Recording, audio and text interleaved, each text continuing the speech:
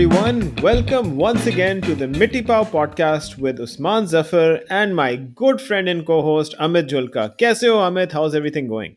बिल्कुल ठीक। और मैंने इस पॉडकास्ट के लिए बहुत ही आज तो मशक्कत की है, बहुत प्रेपरेशन करके आया हूँ मैं। मतलब मैंने तुम्हें फोटो भेज ही दी थी।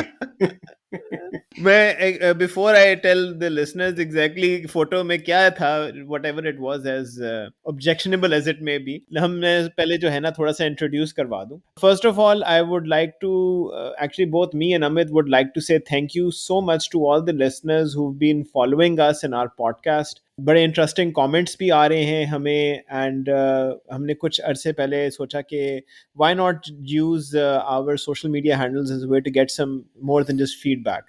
तो हमने आप सारों से कुछ अरसे पहले पूछा था कि आप कुछ हमें टॉपिक सजेस्ट कर सकते हैं for future episodes, and one of you tweeted back requesting an interesting idea कि why don't we do something on food history. I think Amit, you know who the person is जिसने हमें ये recommend किया था? Indeed, it was a Twitter handle called @bolnabe। तो उन्होंने कहा था कि आप खाने पे करिए कुछ। तो मैंने कहा हाँ। तो आज हम ऐसा ही कोई टॉपिक लेके आए हैं। It's a really interesting idea. तो अमित और मैं काफी ऐसे से सोच रहे थे, अच्छा यार let's do something on food history, but rather than just talking about कि खाना है और मुख्तलिफ इकसाम के, you know, we thought let's try and take a look at some kinds of foods that we all feel really passionate about. तो हम कुछ हफ्तों से सोच रहे हैं कि हम क्या करें इस एपिसोड के लिए अमित और मैं. तो बड़े कुछ इंटरेस्टिंग कंटेंडर्स भी आए, you know, items that we all know and love. But जैसे जैसे हम अपनी रिसर्च कर रहे थे, एक चीज आती रही रिपीटेडली. जिस आई डोंट नो अमित, आपने अगर फॉरेस्ट गंप देखी हो ना, तो हाँ। फॉरेस्ट गंप में भी आपने नोटिस किया ना कि like different moments in history पे Forrest Gump just appears, whether it's Vietnam, whether it's Elvis, whether it's JFK and so. तो इसी तरीके से जैसे हम अपनी रिसर्च कर रहे थे, तो एक ऐसा आइटम हमें नजर आया जो कंटिन्यूसली हिस्ट्री के मुख्तलिफ पॉइंट्स पे हमने देखा, and we were like that's very interesting. I mean, what really is this doing here? And it's almost like an edible Forrest Gump, seemingly ubiquitous in South Asian culture. And interestingly, it's not just been a food that we've loved, it's actually changed the course of our civilization. बल्कि सिर्फ हमारी civilization ही नहीं, बहुत सारी और भी civilizations में इसका एक बहुत अहम किरदार रहा है. It's influenced our culture, our politics, our literature. In short, it's defined who we are and how we have evolved as people. It's inspired invasions, it's incited revolutions, it's fostered peace, and it's reaped war. It's seen as a uniter of poets and kings, and it's been used as everything from an aphrodisiac to a religious relic. So बिल्कुल। ladies and gents, आज का episode जो है किस चीज पर है Amit? I'm putting like a minor drum roll like. बारे आमों का कुछ बयां हो जाए, खामा नखले रत फिशां हो जाए। आज हम बात कर रहे हैं हमारे जो फल है उसका जो बादशाह है, आम। ठीक है। और ये आम बहुत ही खास चीज है। I am sorry for the bad पन, पर खैर ये आपकी बदकिस्मती है। ठीक है। नहीं, ये एक्चुअली पन बड़ा इस्तेमाल हुआ है. मैंने एक्चुअली कोई फ्रूट जूस का ऐड देखा था एक बार बिलबोर्ड पे, और उस पे जो द टैगलाइन वाज, ये आम जूस नहीं, ये वाकई आम का जूस है. So the ubiquitous mango has made its way onto today's podcast, and masla ye ke there's so much to talk about mangoes, and so many people have been asking us to write about it or to tweet about it. So many people have been like talking about it, ke going through like all of our research and literature, there was like so many things to cover. तो हमने सोचा कि हम इसको चार जो है areas में इसको डिफाइन करेंगे, क्योंकि इस पे सिर्फ एक एस्पेक्ट से बात करना सफिशिएंट नहीं है. तो सबसे पहले हम बात करेंगे इसकी हिस्टोरिकल सिग्निफिकेंस के ऊपर, कि एग्जैक्टली हिस्ट्री में हमें आम किधर जो है नजर आता है, and where does it start emerging as a fruit of importance for south Asian culture and society. और फिर उसके बाद हम देखेंगे कि जैसे जैसे हिस्ट्री में आम जो है उसकी हमेशा एक अहमियत देखी गई है, तो वो अहमियत सियासी तरीके से भी जो है ट्रांसलेट हुई है. So we look at the political significance of mangoes, and as the political significance is going to be talked about, naturally we are going to talk about its cultural significance, के art में किस तरह हमें नजर आता है, literature में किस तरह नजर आता है हमें, और किस तरीके से जो है कल्चर में ये एक इम्पोर्टेंस रखता है. And then finally once we have done all of the historical, political and cultural, हम पिछले जो उसके 30-40 सालों की जो सिग्निफिकेंस है, या जो उसकी कंटेम्प्रेरी सिग्निफिकेंस है साउथ एशियन सोसाइटी में, हम वो देखेंगे. So, with that, we'll just, I guess, start off with the first aspect of this podcast, the historical significance of it, Amit.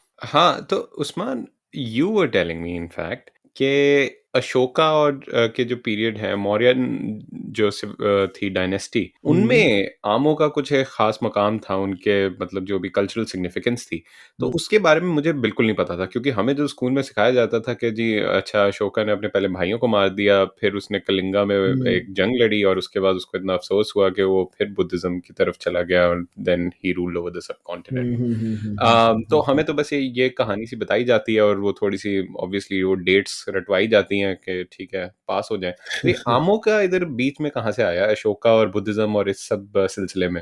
Acha, so interestingly, I actually uncovered this just like वैसे I was just doing some research के mangoes historically किधर किधर mention हुए, when I noticed somewhere I read के अशोका ने इसको जो फिरोज शाह कोटला में जो his famous pillar, hmm. he's actually mentioned it as a fruit of significance, and so that got me on oh. this, yeah, so that got me in this strange like rabbit hole कि अच्छा ये किधर से शुरू हुआ है.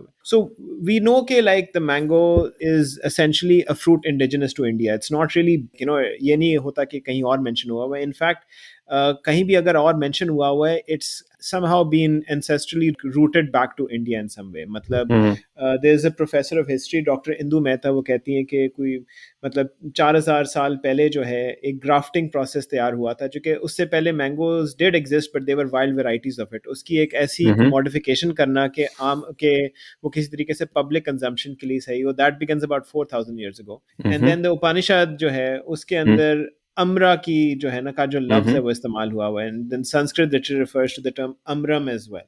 So that right. means it was somehow being used over there as well.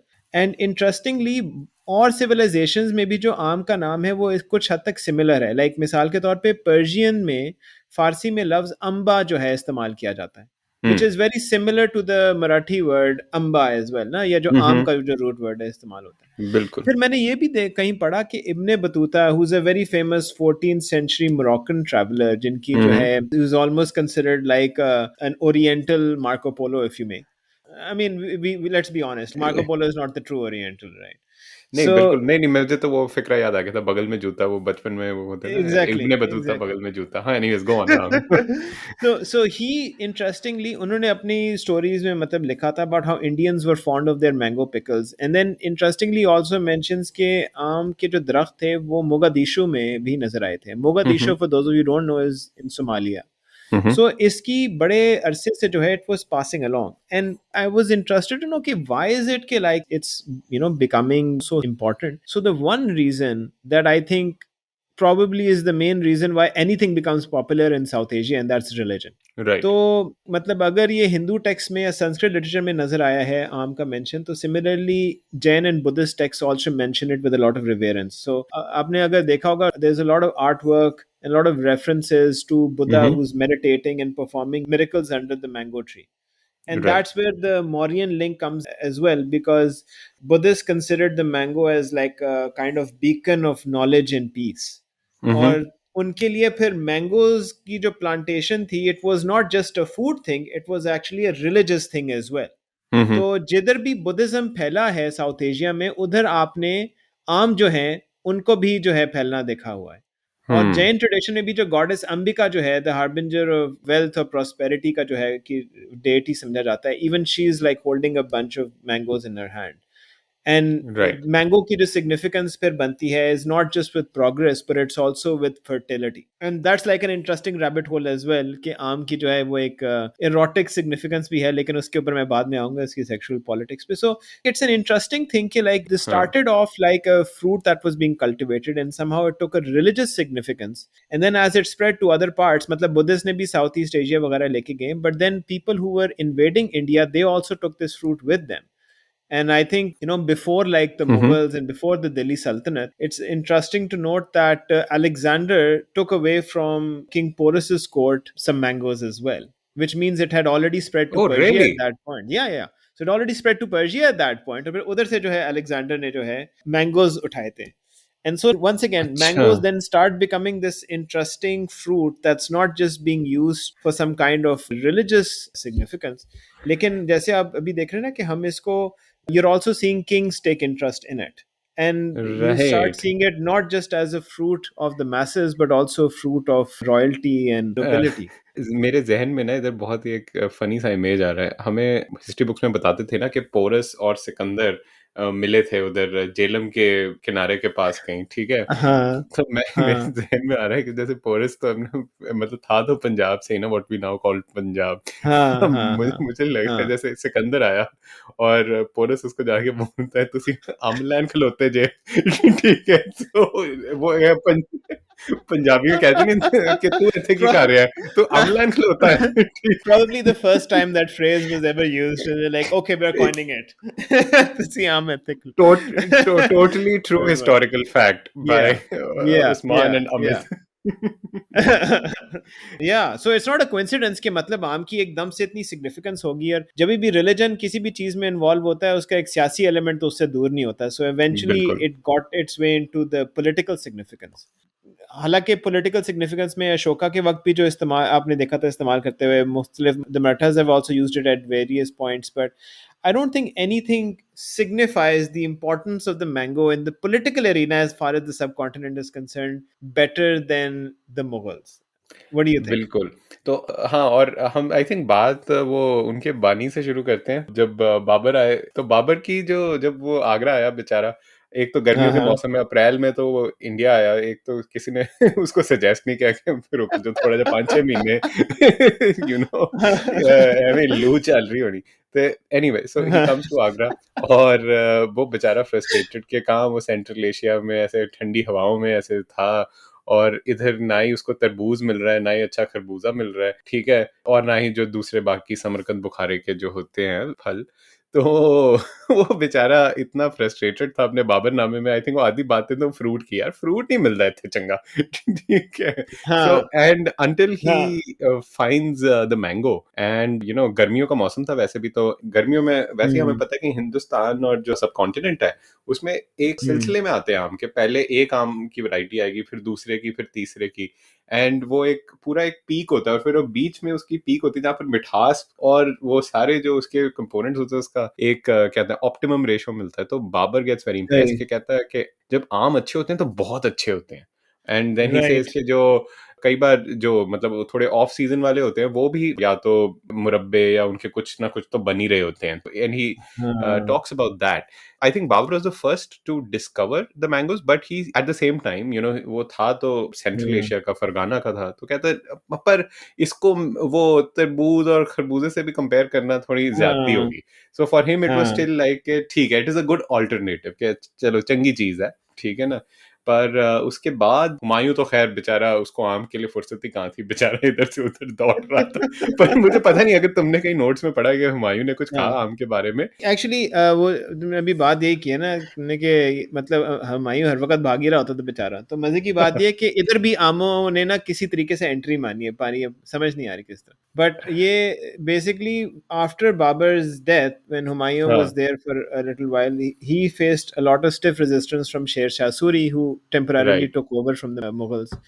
तो कहा राइट, जाता है कि हुमायूं को जिस प्लेन्स में जिस एरिया में डिफीट किया गया था हाँ। That was Chausa. And so oh! Sher Shah Suri, to commemorate his victory over Humayun, named a variety of mango as chausa. Chausa. Oh! Yeah, अच्छा, yeah. अच्छा, ओके। मजे की बात है कि हुमायूं ने तो ऑब्वियसली ये सुना होगा कहीं से, and Chausa by the way is one of our favourites if not the best mango, हाँ, राइट? हालांकि इसमें कंट्रोवर्सी होगी, मुझे पता है इधर लोग जो है अनवर अटोल बड़ा पसंद करते हैं, बट एनीवेज, सो हुँ, हुमायूं को ऑब्वियसली ये उसने सुना होगा about this, so turns out that when he went back he named a variety as well called Humayun पसंद, और अभी तक ये हाँ, दोनों वैरायटी जो है ना अभी तक ये उगाई जाती हैं, and Chausa specially is one of the most prominent mangoes, मतलब पाकिस्तान वाली साइड पे तो स्पेशली चौसा जो है इंडिया बहुत में खाया भी जाता है। चौसा इज़ डोमिनेंट, या तो कह सकते हैं कि शेरशाह सूरी की अगर डायनेस्टी कायम नहीं रही उसके बाद, लेकिन उसका आम कायम रहा और नहीं नहीं, दो उनको चीजें बट कायम रही हैं, एक जीटी रोड कायम एक रही है और जीटी एक रोड। चौसा कायम रही है। ठीक है, हाँ। हाँ, तो और दोनों का इट्स हमारे लिटरेचर में बहुत ज़िक्र मिलता है, जीटी रोड ते मुंडिया एग्जैक्टली ब्रेक यू नो। लगी, एग्जैक्टली एग्जैक्टली एग्जैक्टली, है ना? हाँ, हम लैंड आए हैं, एग्जैक्टली।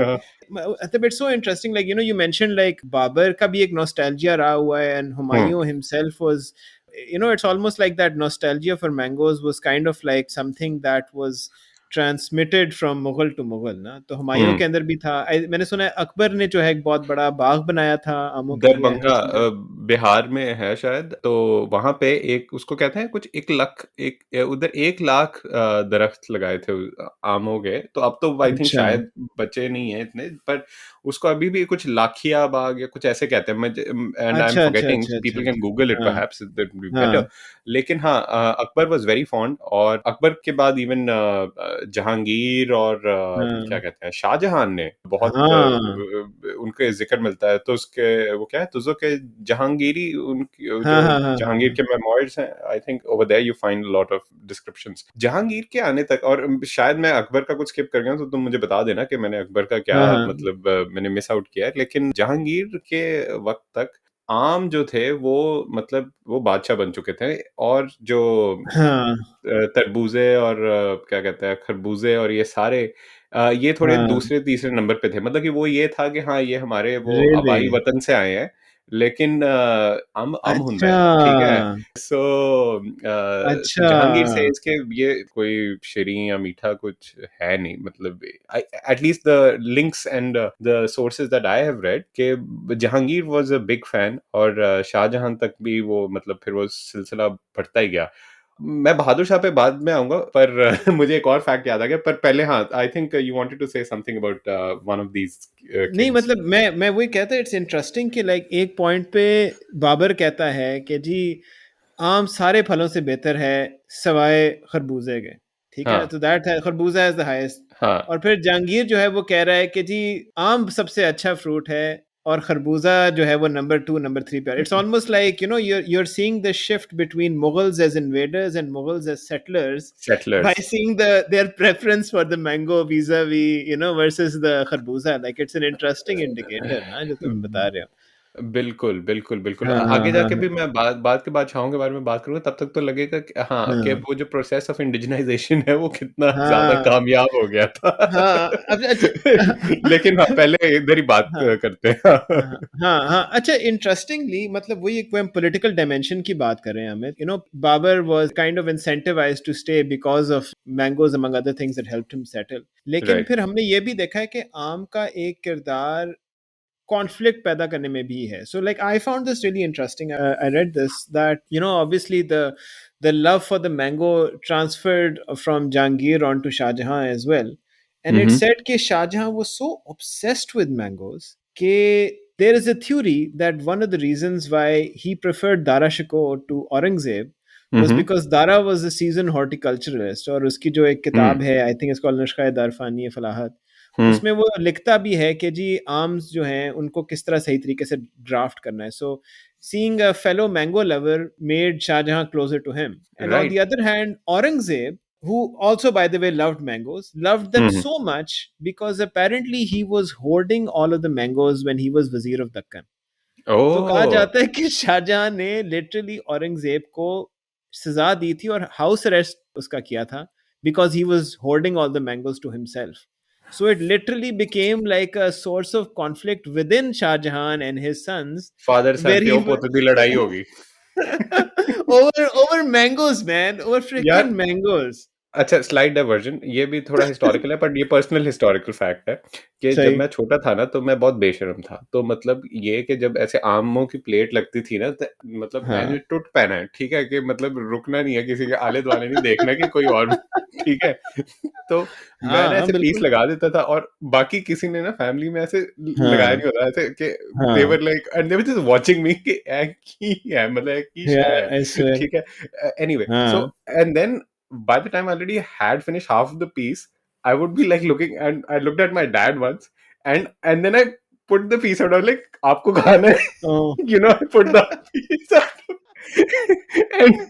and he's like, "ना पुत्रा तू खा ले, कोई गल नहीं." So मेरे डैड कोई बादशाह Oh नहीं थे, my नहीं तो God. वो भी मुझे नजरबंद करा देते किसी किले में। If you get secretly beheaded or blinded, I'll totally understand why, Amit. हाँ, तो हाँ, लेकिन हम बात Yeah. किसी और फादर सन पैर की कर रहे थे, नहीं तो नहीं नहीं, हाँ, ये बिल्कुल बात सही है. I mean, for those of you who don't know too much about Mughal history, like Shah Jahan was blinded by Aurangzeb, right, and Aurangzeb eventually led a major war against Dara Shikoh, his brother, and had him killed as well. And and the beheaded. idea ke like and beheaded, and the fact hmm, that the arm was the thing between them, among other things, of course, that's significant. या, Matlab, because we always think of Aurangzeb as a sort of austere person के ना वो कहते ना कि like Aurangzeb के बारे में कि ना उसने छोड़ी कोई नमाज ना कोई भाई. हाँ। But he was still a very but he was a very austere guy. वो कहते हैं ना कि like he was very simple. He वो didn't अपनी like टोपियां बनाता था, टोपियां और बनाता था, right? हाँ हाँ, हाँ नहीं अच्छा, एक और इधर चीज है, देखो मुगलों में एक जो नजराना जो पेश किया जाता था बादशाह को, या और जब हाँ बादशाह को वापस अपनी जो वसाल स्टेट्स थे उनको मतलब के हाँ तस्लीम करने के हाँ लिए कि ठीक है, तो हाँ. उसमें जो फल थे और specially mangoes were important part of it. और अब भी हम देखते हैं कि इंडिया में तो एटलीस्ट कि जब शादियां होती हैं तो वो टोकरियां जाती हैं फ्रूट्स की एज नजराना, Right. राइट? सो दैट हाँ बिल्कुल प्रैक्टिस, बिल्कुल बिल्कुल. The same practice in a way continues, right? जो उस या वक्त के आप कहीं जा रहे हैं तो आप अपने साथ फलों की टोकरी लेके जाएं। और इस या पे ना कम्युनिकेशन फेलियर भी हो गया था, क्योंकि एक हम्म कोई अंग्रेज आया था आई थिंक जहांगीर के कोर्ट में, और उसको किसी वहां के मतलब उसके जहांगीर के दरबारी ने एक वो टोकरी भेज दी फलों की कि भाई आप खा लो। और वो मतलब उसने हम्म उसके हिसाब से तो जो दरबारी था उसके हिसाब से तो उसने बहुत इज्जत अफजाई की उस अंग्रेज की। वो अंग्रेज ने सोचे हम्म. मतलब इन्होंने मुझे क्या फल फ्रूट दे दिया, मतलब ही misunderstood the right. Message, and इससे एक डिप्लोमेटिक वो कम्युनिकेशन लैप्स हो गया था कि ये क्या है मतलब। हाँ हाँ, हाँ. So it To Amlan, matlab, no, हाँ, you're right. Like, या, I mean, he must, and interestingly, Amit, matlab, this is something we'll cover a bit later in the cultural section. जिस तरह ब्रिटिश ने या पोर्चुगीज ने आम को कमोडिफाई किया है, उसमें और हमारे सिस्टम में बहुत फर्क है, right down to the method that we consume it. So for us, it was a very important fruit. मतलब राइट, Mughals के दरमियान, because everyone knew that Mughals loved mangoes, hmm, literally alliances जुड़ती थी और तोड़ते थे आमों के ऊपर. यहाँ तक बात की जाती है कि जहानारा जो हैं, जो हम्म, औरंगजेब की बेटी जो थी, साथी, हाँ, she used to like convince him to ally with various people by right, putting him in a good mood. And apparently, the only time he was ever in a good mood was when he was eating mangoes. I know it sounds so stupid, but it's true. Like, मतलब there's actual documentation के Shah Abbas of Persia को जब उन्होंने alliance करनी थी to support him in the fight for the throne, Aurangzeb offered mangoes to Shah Abbas. और ऐसे भी राइट, मल्टीपल जो है ऐसे हवाले दिए जाते हैं. सो इट्स नेचुरल टू सी के नवाब्स में भी ये फिर टेंडेंसी आई कि उन्होंने भी अपने फेवर्स करी करने के लिए मैंगोज जो है गिफ्ट करते थे टू द रूलर्स. एंड वो जो तुम बात कह रहे हो ना कि वो एक हमारी एक फैमिली या कम्युनिटी लेवल पे जो है आप आम किसी को दें as a sign of like कि yes this is something important to us and we consider you important which is why we are giving it to you. That बिल्कुल, significance comes right from the top. बिल्कुल। It's और all यार part ये of it. Micro और macro politics भी है, एक तो जैसे एट द हाँ, लेवल ऑफ डायनेस्टीज आमों के ऊपर ही yeah, हो रहा है, बट इधर yeah. एक माइक्रो पॉलिटिक्स भी तो है ना, कि हम्म जो हमारा जो पेट्रियार्कल समाज है, ठीक है, जिसमें पिदरशाही है, हम्म नर प्रधानी है, जो भी कह सकते हो उसको, हम्म उसमें हम्म. जो नॉर्मली जो बाप जो पेटर्नलिस्टिक फिगर होती है वो एक गुस्सैल उसका रूप होता है। तो उसको जैसे Right. नॉर्मली फैमिलीज में भी बच्चे को कुछ चाहिए होता है तो माँ कहती है रुक मैं ना उनको पहले खुश कर दूं कुछ उनका अच्छा सा बना के, और फिर वो कुछ खा के खुश होते हैं और फिर वो परमिशन दे देते हैं। जैसे दिलवाले सही, दुल्हनिया ले एग्जैक्टली. जाएंगे में भी अमरीश पुरी को जब वो शांत बैठा होता है तब वो उसको पूछती है कि पापा मैं यूरोप जाऊं कि नहीं, ठीक है ना? हाँ तो ये एक इधर वो भी एंगल है, आम की हाँ इतनी सिग्निफिकेंस है कि अच्छा उस पे हाँ. आप अपने अलायंसेज या और आप किसी को परसुएड कर सकते हो कि नहीं इधर नहीं उधर Right. जाना है। सो या इट्स एब्सोल्युटली इट्स सेंट्रल। अच्छा I mean, मैं एक I'm just imagining Amresh Puri holding a chaucer to, was it Kajol and saying, "Kha Simran Kha, जी ले कासिम अपनी जिंदगी." Like, I mean, I mean, I wouldn't be surprised if that ever came up at some point. Sorry. हाँ, You were I think that saying. should be a good sequel to DDLJ. But नहीं अच्छा, when you continue down the line, Aurangzeb से लेके जब Yeah. Last Mughal तक आते हो, बहादुर शाह जफर दोम हाँ. सेकंड, बहादुर शाह जफर आमों का इतना शौकीन था कि उसका जो हकीम था ना, हकीम, उसने उसको मना कर दिया था क्योंकि उसका पेट इतना खराब रहता था। क्योंकि आम एक Oh. हमारे जो इंडियन या जो भी इंडो यूनानी सिस्टम है उसमें आम को गर्म वो समझा जाता है कि ज्यादा नहीं खाने चाहिए, नहीं तो गर्माइश पैदा सही. करता है जिस्म के अंदर। सो सही सही सही सही. सो बहादुर शाह जफर अपने हकीम से बहुत खफा था कि यार मेरे आम ही तूने बैन करवा दिए हैं, ये मतलब मैं इधर बादशाह हूं और मैं आम नहीं खा सकता। हाँ. तो फिर वो रिड्यूस करवाया कुछ, वो एक पूरा किस्सा था। आई थिंक ये हाँ. विलियम डालरिम्पल की एक किताब है द लास्ट मुगल, उसमें इसका जिक्र है कि बहादुर शाह जफर का हाँ. पेट खराब रहता था वाह. आमों की वजह से, तो इतना शौक था आमों हाँ. का। तो हाँ, तो हाँ. मतलब हिस्टोरिकल तो ये है ही। और इधर वो पोर्चुगीज का जो तुमने कहा, हाँ. अच्छा हाँ, वो बात बीच में रह गई कि पोर्चुगीज का जो ग्राफ्टिंग टेक्निक था जिससे हमें वो मिला है अपना इंडिया में जो है अल्फोंसो मैंगो या हाफूज, हाँ. क्योंकि वो पोर्चुगीज हाँ. ने इजाद की थी ना वो हाँ. Grafting technique. तो उसमें तुम कह रहे थे कि उस हाँ. वो ग्राफ्टिंग टेक्निक के ही अपने एक वो थे, मतलब उसका एक डायनामिक ही अलग था कि वो it was meant for some kind of I guess वो कैपिटलिस्टिक प्रोडक्शन या जो भी कुछ ऐसा है कोई किस्सा।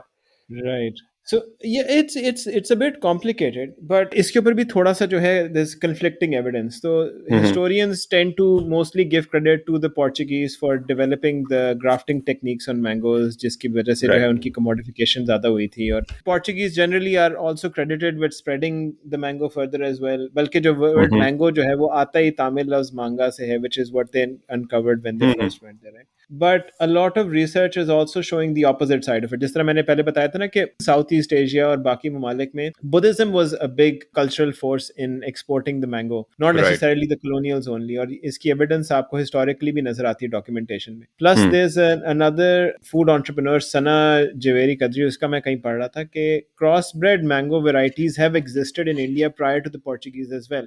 राइट। लेकिन आई थिंक बिकॉज हमारा एक कॉलोनियल हैंगओवर भी है, वी लाइक टू से कि हाँ यार उन लोगों ने जो है उनकी वजह से जो हम हाँ।